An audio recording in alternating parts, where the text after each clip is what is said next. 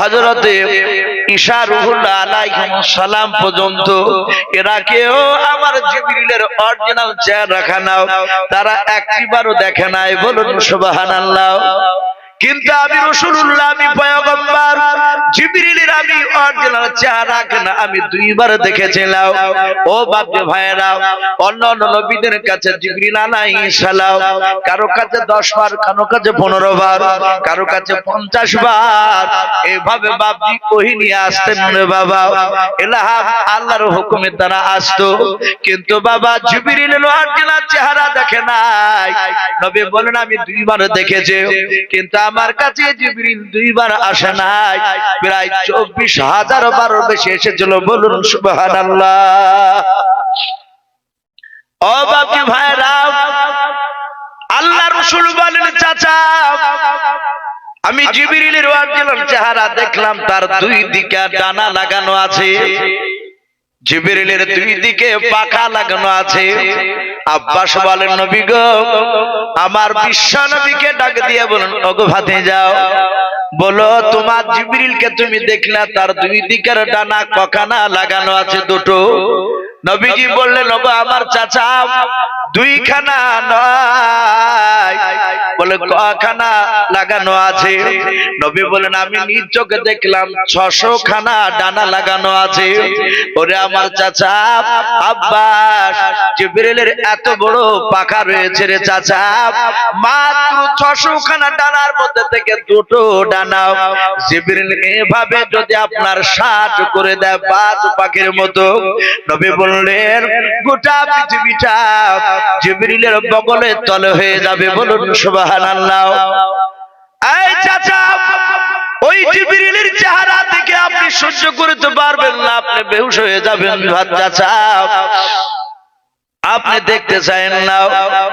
বলেন না ভাতিজা, আমি তোমার চাচা, তোমার কাছে অন্য কোন জিনিসের আবদার উপরে নাই রে ভাতিজা, তোমার কাছে আবদার করেছে আমি জিবরিলকে দেখার জন্য। নবীজি বললেন চাচা সময় করে একদিন আপনাকে দেখে দেওয়া হবে। সাহাবারা মসজিদে নববীতে বাপজি কেউ নাই, নবীজির চাচা আর নবী আছে আব্বাস। আল্লাহ রাসূলের চাচা আব্বাস আর নবীজি দুজনায় বাপ বাটে বসেছিলেন। ওই সময় জিবরিল আলাইহিস সালাম এসে নবীকে সালাম দিলেন, আসসালামু আলাইকা ইয়া রাসূলুল্লাহ ইয়া হাবিবাল্লাহ। আল্লাহর নবীজি সালামের উত্তর দিলেন। জিবরিলের সাথে কথা বলার পর জিবরিল যখন চলে যাবে, নবী বললেন ভাই জিবরিল একটু দাঁড়িয়ে যাও। জিবরিল বলেন নবী গো, আপনি দাঁড়াতে বলে আমাকে তো দাঁড়াতে হবে। ও নবীজি আপনি বলুন কেন দাঁড়াতে বললেন? আল্লাহ রাসূল বলেন ওই দেখো আমার চাচা আব্বাস, আমার আব্বার আপন ভাই, আমার আব্বাস চাচা আমার কাছে আবদার করেছে তোমাকে দেখার জন্য। ওরে আমার জিবরিল ভাই, তোমার অরিজিনাল চেহারা কেন একবার আমার ভাতিজা না আমার চাচাকে তুমি দেখিয়ে দাও। নবীর কথা শুনে জিবরিল বাপজি দাঁড়িয়ে গেলেন। আল্লাহর নবী বলেন ওগো নবীজি আপনার বন্ধু নয়, আপনার চাচাকে দেখতে বললেন। যাহাতে জিবরিল দেখতে বললেন, আল্লাহর নবী বললেন চাচা আপনি তাকান জিবরিলের দিকে। যখন জিবরিল বাপজি একবার নয় বাপজি হযরতে আব্বাস বলেন আমি একবার নজর করলাম, জিবরিলের মাথার দিকে নজর করে নাই, পা দিকে নজর করলাম। হযরতে আব্বাস বলেন আমার বিশ্ব নবী যখন বলেন আমি একবার তাকালাম, আর নবীজের না জিবরিলের পা থেকে বাপজি হাঁটুর দিকে একটু নজর পড়লাম। সঙ্গে সঙ্গে আব্বাস উনি ওই মসজিদে নববীর বারান্দায় তিনি বেহুশ হয়ে পড়ে গেলেন। জিবরিল বললেন নবী গো, আপনার চাচা অজ্ঞান হয়ে গিয়েছে, আমার চেহারা সময় সহ্য করতে পারবে না নবী আপনি ছাড়াও। আল্লাহ রাসূলের কাছ থেকে বাপজি মুচকে হাসি দিয়ে জিবরিল তিনি অদৃশ্য হয়ে গেলেন, নবীদের কাছ থেকে চলে গেলেন। দরুদ নবী আমার বরকতময় হাত দিয়ে বাপজি আপনার চেহারায় হাত বোলালেন। আল্লাহর নবীর চাচা আব্বাসের জ্ঞানটা ফিরে গেল। আল্লাহর নবীর কাছে গেল, ফেরার পর ডাক দিয়ে বলে নবী অগো নবীজি বেয়াদবি করে ফেলেছে, নবী মাফ করবে, আমি বেঁচে থাকা পর্যন্ত আর জিবরিলকে দেখতে চাইব না। ওগো আল্লাহর নবীজি এত বড় ফেরেশতা, তার আমি টাকনু থেকে পায়ের হাঁটু পর্যন্ত নজর আমার যায় না। বিশ্ব নবী বলেন, ওগো সাহাবারা, জিবরিলের টাকনু থেকে পা পর্যন্ত, হাঁটু পর্যন্ত বাবা, যেটাকে আমরা পায়ের বাসে বলি, আল্লাহর নবী বলেন জিবরিল এত বড় এত বড় এত বড় ফেরেশতার বাবা, তার এই টাকনু থেকে হাঁটু পর্যন্ত বাবা পৌঁছাতে গোটা আরবের মধ্যে সবচেয়ে বাবা তাজা ঘোড়াটাই চেপে, হৃষ্টপুষ্ট ঘোড়া চেপে 750 বছর সময় লাগবে। আল্লাহ রসুলের বাপ যে বন্ধু জিবরিলের পায়ের টাকনু থেকে হাঁটু পর্যন্ত পৌঁছাতে, বলুন সুবহানাল্লাহ, বলুন আরে তাকবীর। এত বড় ফেরেশতা আল্লাহ রসুলের সাহাবারা বলছেন আমরা কেউ দেখতে পেলাম না জিবরিলকে। আল্লাহ রসুল ডাক দিয়ে বলেন, ওগো জিবরিল ভাই, তুমি বলো, তুমি আমাকে প্রথম আসমান থেকে কেন সালাম দিলে, তুমি বলো। জিবরিল আলাইহিস সালাম অপর থেকে বাপজি সালাম দিলেন। ও বাপজি ভাইয়েরাও, অনেক জেনারেল শিক্ষিত ভাইয়েরা আছে, অনেকে বাপজি বাংলা বুখারী শরীফ পড়েন, তিরমিজি পড়েন, নাসাই পড়েন। বুখারীতে বাবা ওহীর অধ্যায় বাপজি আপনার একটা বাব রয়েছে, বাদউল ওহী। আল্লাহ রসুলের কাছে জিবরিল আল্লাহর তরফ থেকে বাপজি কোরআনের আয়াত কিভাবে নিয়ে আসতেন, এটাকে ওহী বলা হয়। নবীজির কাছে জিবরিল কেমন করে আসতেন, ওই বাদউল ওহী বুখারীতে বাপজি পাওয়া যায়। আল্লাহর নবী বলেন, জিবরিল আমার কাছে 10 রকমের কায়দায় ওহী নিয়ে আসতেন, কোরআনের আয়াত বাপজি নিয়ে আসতেন। কোন কোন সময় বাবা নবীজির কাছে জিবরিল আসতেন না, দূর থেকে বাপজি আপনার ঝুনঝুন করে শব্দ হতো, আওয়াজ শুনে নবী বুঝতে পারতেন কোরআন নাজিল হতেছে। কোন কোন সময় জিবরিল নবীজির কাছে ডাইরেক্ট আসতেন, আবার কোন সময় দাহিয়াতুল কলবি নামক একজন নবীর দামি সাহাবা, ওই সাহাবার রূপ ধরে আল্লাহর নবীর কাছে আসতেন। আবার কোন সময় প্রথম আসমান থেকে বাপজি সালাম দিয়ে ওহী নাজিল করতেন। হযরত জিবরিল বলেন, ওগো নবীজি আপনার কাছে আমি এসেছি। আল্লাহ বলেন, জিবরিল যাও, আমার দোস্ত হাবিবুল্লাহর কাছে যাও, তুমি জাহান্নামের দরজাগুলো দেখে দিয়ে এসো। ওগো নবীজি তাই আমি আপনার কাছে দেখাতে এসেছি। নবী বাপজি ওই মসজিদে নববী থেকে আপনার বসে বসে বাপজি কথা বলছিলেন। সাহাবারা বলেন, আমরা সকলেই নবীর কথাগুলো শুনছিলাম, কিন্তু জিবরিল আলাইহিস সালামের কথাগুলো শুনতে পাচ্ছিলাম না আমরা কেউ। নবী বলেন, জিবরিল ভাই কই তুমি আমাকে দেখাও জাহান্নামের দরজাগুলোকে। জিবরিল এইভাবে হাত খানা সাত করে বলছেন, নবী আপনি আমার ডান হাতের দিকে তালুর দিকে তাকান। জিবরিল আলাইহিস সালামের হাতের তালুর দিকে নবীজি তাকালেন। নবী বলেন, জিবরিল ভাই তোমার হাতে তালুর দিকে আমি দরজা কয়েকটা দেখতে পাচ্ছি। আল্লাহ রাসূলকে ডাক দিয়ে বলে, নবী কয়টা দেখতে পাচ্ছেন? বলে 7টা দেখতে পাচ্ছি। বলে, নবী গো 7টা জাহান্নামের দরজা আপনি জানেন? বলে হ্যাঁ।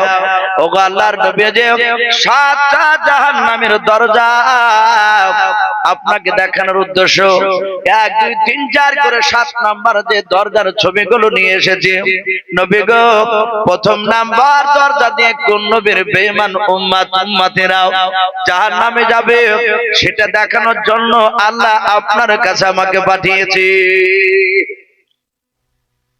আল্লাহর নবী বলেন, ওগো জিবরিল ভাই বলো এই প্রথম নাম্বার দরজা দিয়ে কোন নবী বেঈমান উম্মতে জাহান্নামে যাবে তুমি বলো।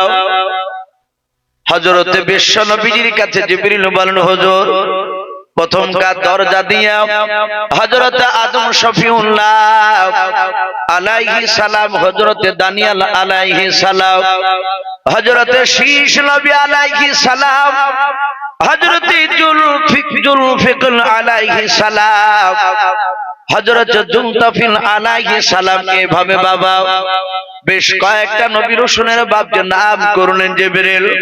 নাম করার পর বলেন নবী গো, এই সব নবী রাসূলের এক শ্রেণীর বেঈমান উম্মতি হবে, তারা প্রথমকার দরজা দিয়ে জাহান্নামে চলে যাবে। আল্লাহর নবী দরদি নবী মায়ের নবী জনাবে মুহাম্মদ রাসূলুল্লাহ সাল্লাল্লাহু তাআলা আলাইহি ওয়াসাল্লাম নবী বলেন জিবরিল ভাই, 2 নাম্বার দরজা দিয়ে কোন নবীর বেঈমান উম্মতে যাবে বলো। হযরত জিবরিল ডাক দিয়ে বলে নবী গো, 2 নাম্বার দরজা দিয়ে হযরত মুসা কালিমুল্লাহ আলাইহিস সালাম, হযরতে জাকারিয়া নবী আলাইহিস সালাম, হযরত ইব্রাহিম নবী খলিলুল্লাহ আলাইহিস সালাম, এইভাবে বেশ কিছু নবী রাসূলের নাম করা পর বলে নবী গো, এই সব নবী রাসূলদের এক শ্রেণীর বেঈমান উম্মতেরা, তারা 2 নাম্বার দরজা দিয়ে জাহান্নামে চলে যাবে।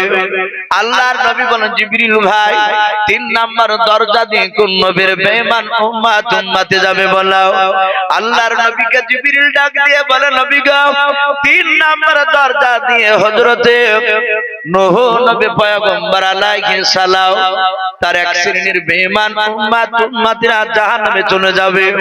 ওগো আল্লাহর নবীজি, 3 নাম্বার দরজা দিয়ে হযরত লূত নবী আলাইহিস সালাম, এদের এক শ্রেণীর বেঈমান উম্মতেরা জাহান্নামে চলে যাবে। জিবরিল আলাইহিস সালাম থমকে দাঁড়িয়ে গেলেন, আর কিছু বলেন না। নবী বলেন, আয় জিবরিল ভাই, এই 3 নাম্বার দরজাটার নাম কি জাহান্নামে? বলে এটা হচ্ছে হাবিয়া দোজখ।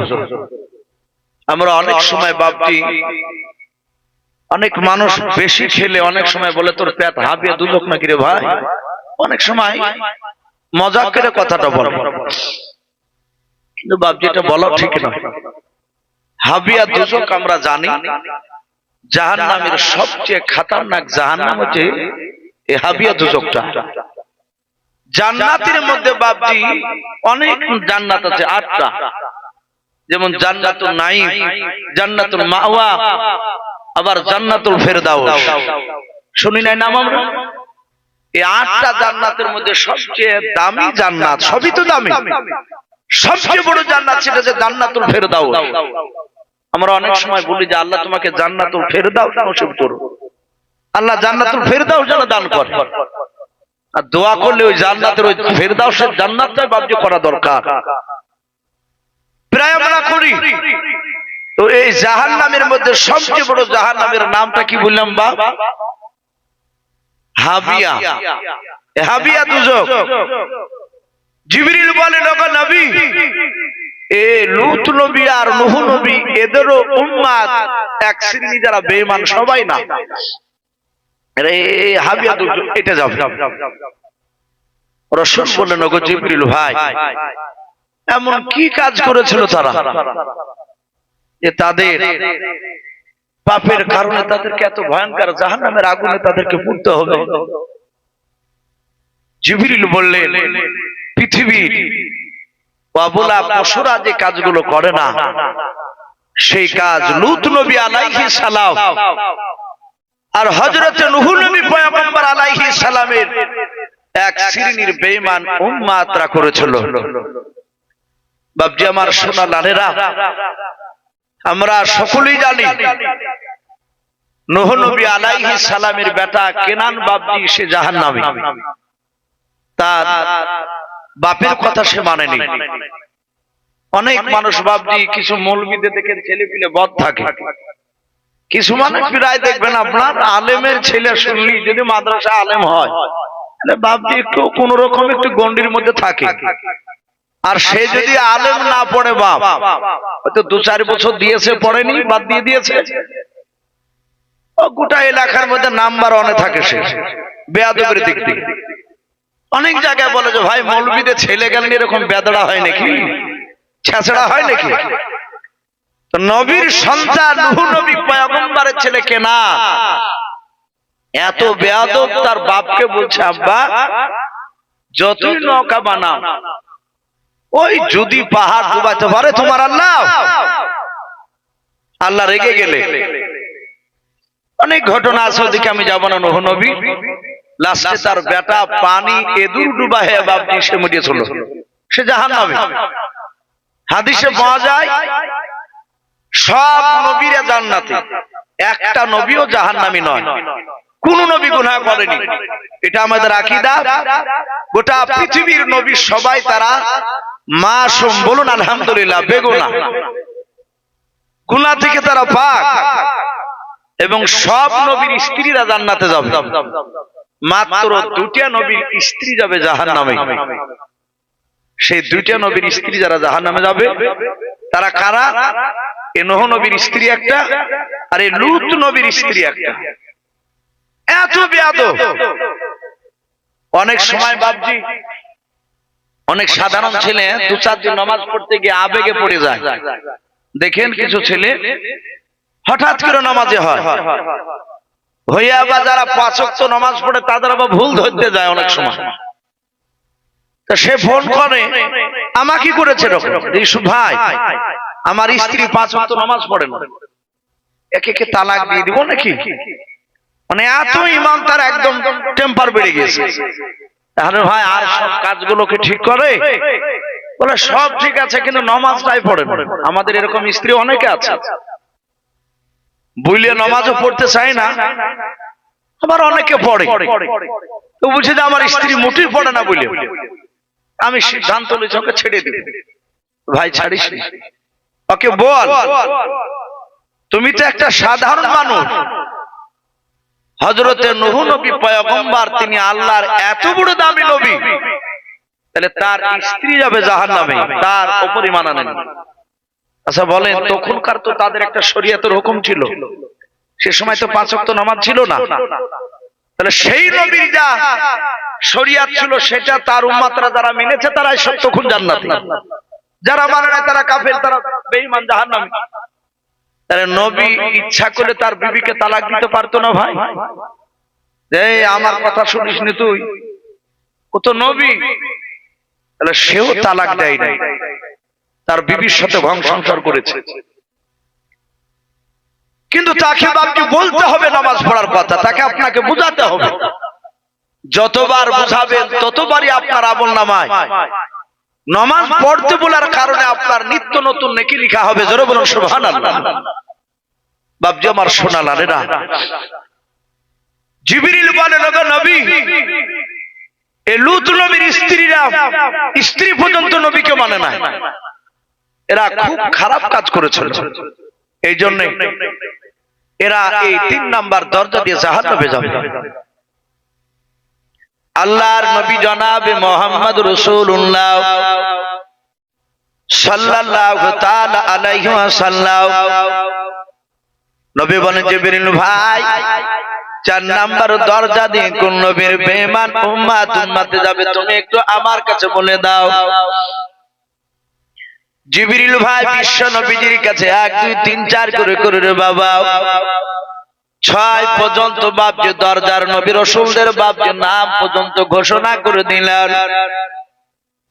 আল্লাহর নবী বলেন, জিবরিল ভাই 7 নাম্বার দরজা দিয়ে কোন নবীর বেঈমান উম্মত উম্মতে যাবে একটু তুমি বলে দাও। জিবরিল নবীর চেহারার দিকে ফ্যালফ্যাল করে চেয়ে আছেন।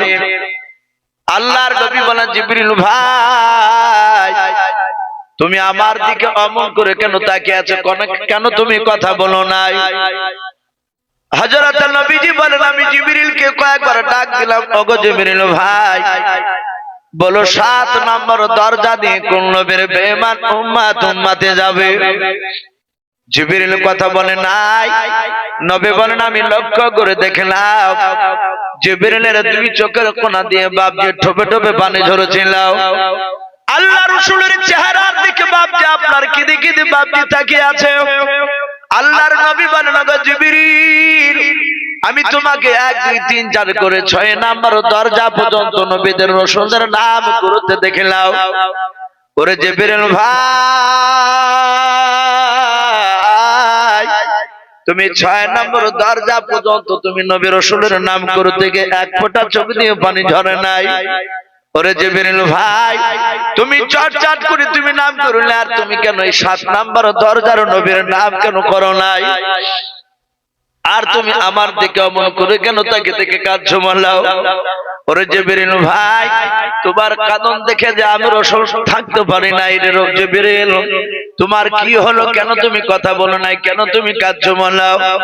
জিবরিল আস্তে করে বলছেন, নবী 7 নাম্বার দরজা নবীর রাসূলের নাম করতে নবী গো আমি বড় ভালোবাসি।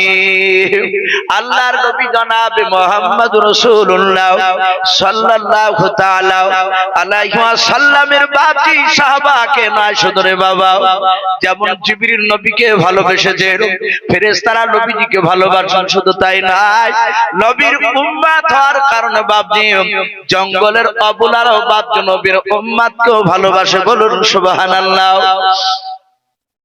আপনারা সকলেই জানেন হযরত সাইয়্যিদনা খালিদ বিন ওয়ালিদ রাদিয়াল্লাহু তাআলা আনহু, যে সাহাবা উহুদের প্রান্তরে বাপজি বেঈমানের নেতা হইয়া সাহাবা আবির হামজাকে বাপজি আপনার জবাই করে দিয়েছিল। সেই সময় বেঈমানদের বাপজি আপনার কাফেরের লিডার ছিল খালিদ বিন ওয়ালিদ ছিল রে বাবা। পরবর্তীকালে ঈমান আনার পর তিনি এত দামি সাহাবা হয়েছিলেন এই খালিদ বিন ওয়ালিদ, যেনাকে সাইফুল্লাহ বাপজি আপনার উপাধি দিয়েছিলেন নবী আমার।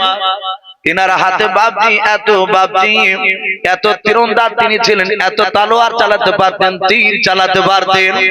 এই খালিদ বিন ওয়ালিদ আফ্রিকার জঙ্গলে বাপজি যেদিন যাচ্ছিলেন, সেই সময়কার বাপজি বেঈমান বাদশারাও কোন গ্রামে তাদেরকে থাকতে দেয় নাই, নবীজির সাহাবাদেরকে।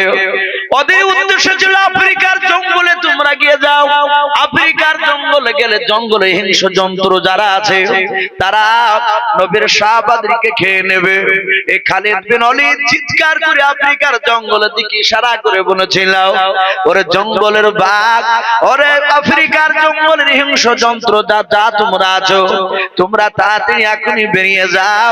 আমরা রাসূলুল্লাহ পয়গম্বর জনাবে মুহাম্মদ রাসূলুল্লাহ সাল্লাল্লাহু তাআলা আলাইহি ওয়াসাল্লামের আমরা সাহাবা তোমাদের জঙ্গলে আমরা মেহমান স্বরূপ থাকার জন্য এসেছি। বলুন সুবহানাল্লাহ।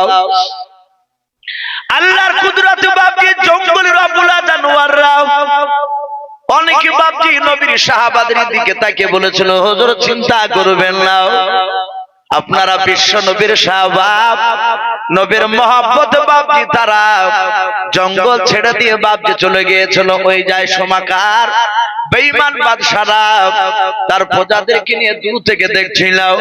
যখন দেখলো জঙ্গলের জানোয়াররা বাপজি সবাই আপন আপন এমনকি বাচ্চা পর্যন্ত মুখে করে নিয়ে বাপজি বেড়ে বেড়ে চলে যাচ্ছিল, ওই বেঈমানেরা এই দৃশ্যখানা দেখার পর থাকতে পারে নাই, তারা এসে কলমা পড়ে নিয়েছিল। বলুন সুবহানাল্লাহ।